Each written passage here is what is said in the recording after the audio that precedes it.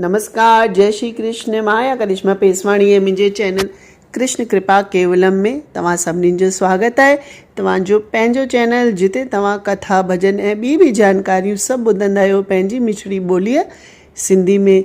नवरात्रि हलन पियूं ऐं पाण ॿुधूं पिया माता जे नव रूपनि जी कथा, जंहिंमां 2 कथा मां ऑलरेडी ही विझी चुकी आहियां ऐं अॼु मां तव्हांखे माता जे चौथे, 5 ऐं 6 रूप जी कथा ॿुधायां थी।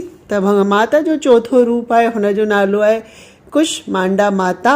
नवरात्रि जे चौथे ॾींहुं माता कुष्मांडा जे रूप में माता जी पूजा थींदी आहे। पंहिंजी मंद ऐं हल्की मुस्कान द्वारा ब्रह्मांड खे उत्पन्न करण जे कारण हिन देवी जो नालो कुष्मांडा पियो।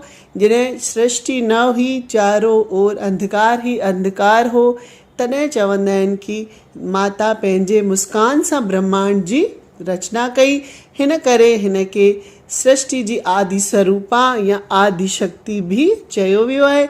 ऐं हिन माता जी 8 ॿाहूं आहिनि, 8 भुजाऊं आहिनि, हिन करे हिननि खे अष्टभुजा भी चइबो आहे, जंहिंमें कमंडल, धनुष, बाण, कमल जो गुल, अमृतपूर्ण कलश, चक्र ऐं गदा माता धारण कयल आहिनि।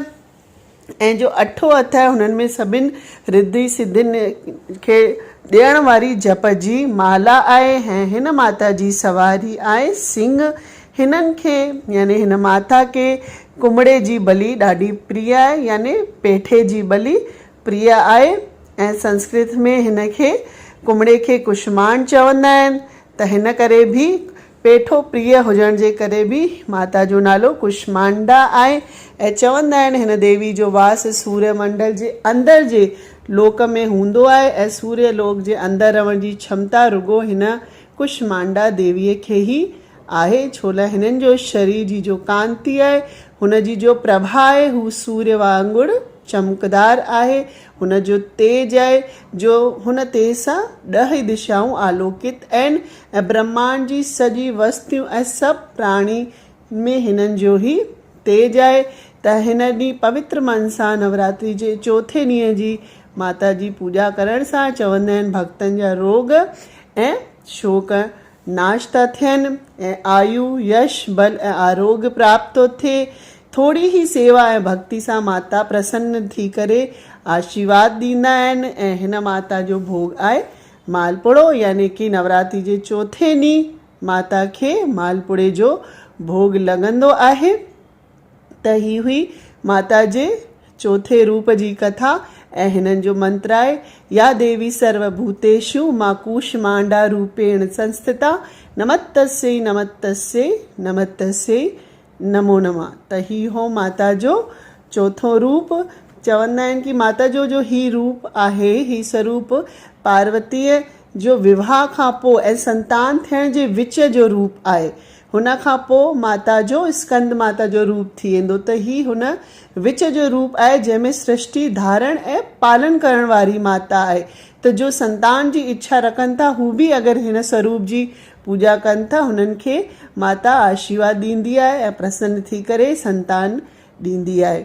त हिन माता खे पेठे जो भी भोग तमामु अधिक प्रिय आहे। पेठे में हिन जे विच में देवी जो वास मञियो थो वञे। त मालपुड़नि सां गॾु पेठे जो भी माता खे भोग लॻंदो आहे। हुननि जी बलि माता खे तमामु पसंदि आहे, त तव्हां पेठो भी भोग लॻाए सघो था।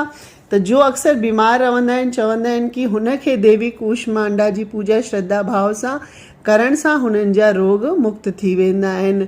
त हाणे पाण ॿुधंदासीं माता जे 5 रूप जी यानी स्कंद माता जी कथा। कि माता खे स्कंद माता छो चइबो आहे। त नवरात्रि जे 5 ॾींहं माता जी हिन रूप में पूजा अर्चना कई वेंदी आहे ऐं चवंदा आहिनि कि हिन जी कृपा सां हिकु मूर्ख भी ज्ञानी थी वेंदो आहे। स्कंद कुमार यानी भगवान कार्तिकेय जी माता थियण जे करे हिननि खे स्कंद माता जो नालो ॾिनो वियो आहे। ऐं हिन जो विग्रह आहे, हिन रूप में भगवान स्कंद बालपन जे रूप में माता जी गोद में विराजित आहिनि। ऐं हिन देवी खे 4 भुजाऊं आहिनि ऐं साॼे हथ जे जो भुजा आहे हुन में माता ॿार पकड़ियल आहे गोद में, ऐं हेठि वारी भुजा में कमल जो गुल आहे, ऐं खाॿे पासे वारी भुजा वर मुद्रा जी आहे, ऐं जो हेठि ॿी भुजा आहे हुन में कमल जो पुष्प आहे। हिननि जो रंग हिकदमि शुभ्र यानी सफ़ेद आहे, ऐं कमल जे आसन ते माता विराजमान आहिनि। हिन करे हिननि खे पद्मासना बि चयो वेंदो आहे, ऐं हिननि जी सवारी बि सिंह आहे। ही देवी जो आहे विद्वाननि ऐं सेवकनि खे पैदा करण वारी शक्ति आहिनि। चवंदा आहिनि कि कालिदास द्वारा रचित रघुवंशम महाकाव्य ऐं मेघदूत जहिड़ी रचनाऊं माता स्कंद माता जी कृपा सां ई पूरी थी। कालिदास जी तव्हांखे कथा ख़बर ई हूंदी कि कालिदास पहिरियों महामूर्ख हुआ, ऐं स्कंद माता जी विशेष कृपा सां आशीर्वाद सां उहे महाकवि कालिदास थी करे प्रसिद्ध थिया। त जिन खे संतान प्राप्ति में बाधा अचे थी हुननि खे स्कंद माता जी पूजा ज़रूरु करणु खपे, त माता हुननि खे आशीर्वाद ॾींदी आहे। ऐं स्कंद माता जो मेन रूप सां आहे भोग उहो आहे केलो। माता खे केलो अर्पित करणु खपे, ऐं माता खे पीली शइ बि तमामु घणी प्रिय आहे, त केसर विझी करे तव्हां चांवरनि जी खीर जो बि भोग लॻाए सघो था, ऐं देवी जी कृपा सां भक्तनि जे मन जी मुराद पूरी थी थिए, घर में सुख शांति थी अचे। ऐं हिन पूजा में मेन धनुष बाण अर्पित करण जो विशेष महत्व आहे, ऐं सुहाग जो सामान बि अर्पित तव्हां हिन ॾींहुं करे सघो था। पंजे ॾींहुं जो ॻाढ़ो कपिड़ो आहे हुन में अगरि सुहाग जी सामग्री रखी करे अगरि माता खे अर्पित कजे त ही महिलाउनि लाइ सौभाग्य ऐं संतान प्राप्ति कराए थी। माता जी आशीर्वाद सां ॿारनि जी बुद्धि जो विकास थो थिए, ज्ञान जो आशीर्वाद थो मिले, ऐं परिवार में शांति थिए थी। त माता जो ध्यान जो स्वरूप आहे उहो ईअं आहे, मंत्र या देवी सर्वभूतेषु मां स्कंद माता रूपेण संस्थिता नमस्तस्यै नमस्तस्यै नमस्तस्यै नमो नमः। त ई हुई माता जे पंजे रूप जी कथा। त हाणे पाण ॿुधंदासीं माता जे 6 रूप माता कात्यायनी जी कथा।